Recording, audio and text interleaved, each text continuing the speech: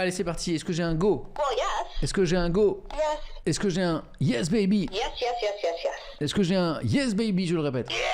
Non, un yes baby, je veux. Yeah, baby. Ah ok, on est parti, alors c'est parti. C'est parti pour le sommaire, on est sur un rythme d'enfer, 34 minutes de bonjour. Seulement c'est que dalle. Alors qu'est-ce qu'on a dans le sommaire ce matin? Des trucs intéressants, hein, sinon je serais pas là. Dans vos journaux, on se fait un petit sommaire en 10 minutes, comme ça, même si vous n'avez pas 2-3 heures à nous consacrer, eh bien, vous aurez l'essentiel de l'actualité. À la une des journaux, il y a comme hier, dans le Parisien déjà, un jeune homme. Il n'a que 21 ans. 21 ans, il fait la une de vos quotidiens. Pourquoi? Parce qu'il s'appelle Léon Marchand, nageur français, 21 ans. 3 médailles d'or au championnat du monde de natation qui se passe au Japon. C'est le boss, comme dit HTZZ et Renaudol à l'instant dans le chat. On ira se regarder sa dernière finale, là, sa 3e médaille d'or. La première médaille d'or, c'était sur le 400 mètres 4 nages. La deuxième sur 200 mètres papillon. On a regardé ensemble la course hier. La 3e hier sur 200 mètres 4 nages. Il aurait même pu s'imposer en brasse, sauf que la course était trop proche de cette 3e finale et du coup il a préféré être prudent. Et c'est un grand espoir de médaille pour la France aux Jeux Olympiques de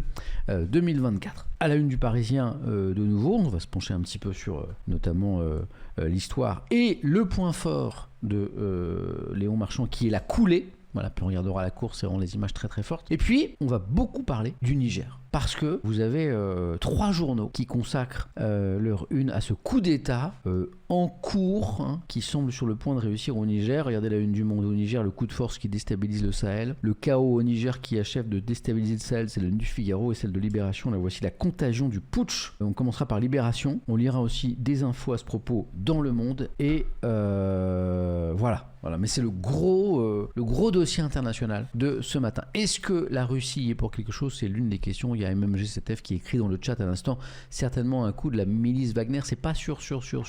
Il y a des vraies interrogations quant au rôle, l'influence de la Russie dans ce coup d'État. Question dans Le Monde, est-ce qu'en 2023, un père à la tête d'un pays peut laisser la place à son fils, lui transmettre le pouvoir comme ça, hein? Oui. Au Cambodge en tout cas, parce que vous avez Hun Sen qui est le Premier ministre du Cambodge depuis 38 ans. 7 mois et 8 jours, il en est très fier, il fait le compte. Passe la main à son fils, Hun Sen, qui laisse la place à Hun Manet, 45 ans. Voilà. Et puis c'est pas tout, parce qu'on apprend dans l'article du Monde que sa fille dirige plein d'entreprises, que l'un de ses fils est le numéro 2 de l'armée, qu'un autre fils est ministre de l'éducation. C'est un peu une dinguerie, on verra ça. Ça se passe au Cambodge. Beaucoup d'actualités internationales intéressantes ce matin. Dans La Croix, un dossier sur le système de santé américain. Un truc qui peut sembler surréaliste vu d'un pays comme la France avec notre système de santé, notre système de sécurité sociale notamment. Vous avez près d'un Américain sur 2 qui est endetté, qui s'endette aux États-Unis pour se soigner. Près d'un Américain sur 2 est endetté après un passage à l'hôpital pour un montant global pour l'ensemble des Américains et des Américaines de près de 200 milliards de dollars. Je vous donne juste un chiffre. Le coût moyen de 3 jours d'hospitalisation aux États-Unis est d'environ 30 000 dollars. Voilà, on se penchera sur ce dossier. C'est dans La Croix. On viendra en France avec Libération, ça c'est vachement intéressant aussi.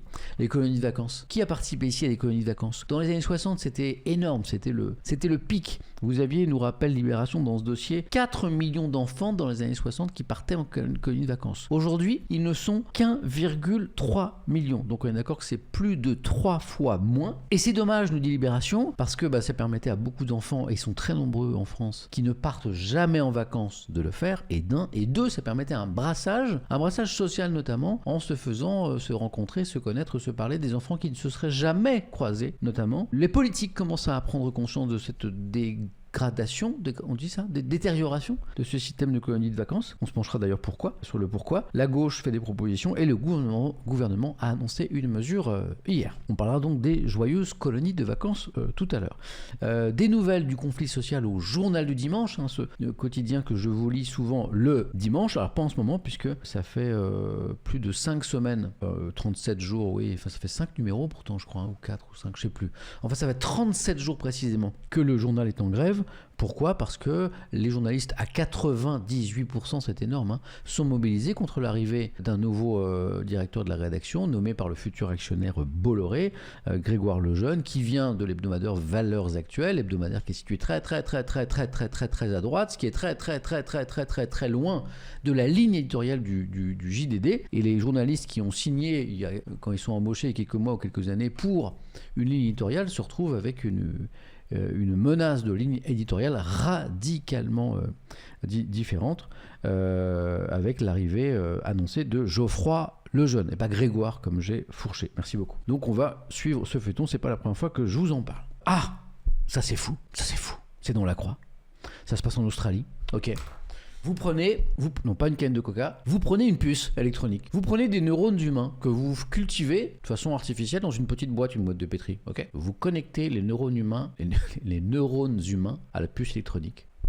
Ouais. Et le truc commence à réfléchir et faire des trucs. Oui, ça se passe en Australie. Les organoïdes cérébraux, c'est comme ça qu'on appelle cette fusion, cette connexion, ce mariage, ce couplage de puces électroniques avec des neurones, voilà. Et le truc arrive à jouer à Pong, what the fuck, dit Nello. Oui, ils ont déjà réussi à apprendre à ce truc, à jouer à Pong, des premiers jeux vidéo là, de tennis, de ping-pong, là, tic, tic, tic, tic. Le truc a appris à jouer à Pong en 5 minutes. Voilà. Bon, alors évidemment, la Croix se demande qu'est-ce qui va se passer, quoi.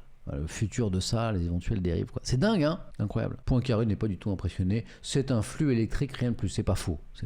Mais c'est flippant quand même. Le truc de malade, comme dit Weekend à Rome. Voilà. Ça fait flipper, dit Juber.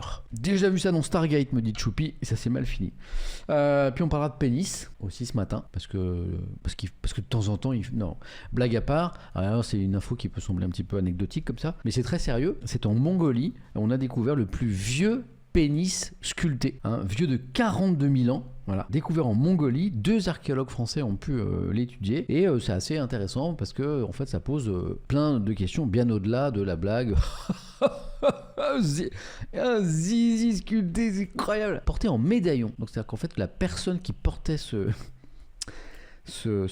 pénis sculpté le portait en médaillon. Alors pourquoi porter, alors la question vaut il y a 42 000 ans et aujourd'hui, pourquoi porter un pénis sculpté? C'est la question que je me suis posée. Oui, en médaillon. Une certaine idée de la mode, propose Pierre Richard. C'est ce qui s'appelle porter ses couilles, dit Playmob. Assurer la fertilité peut-être.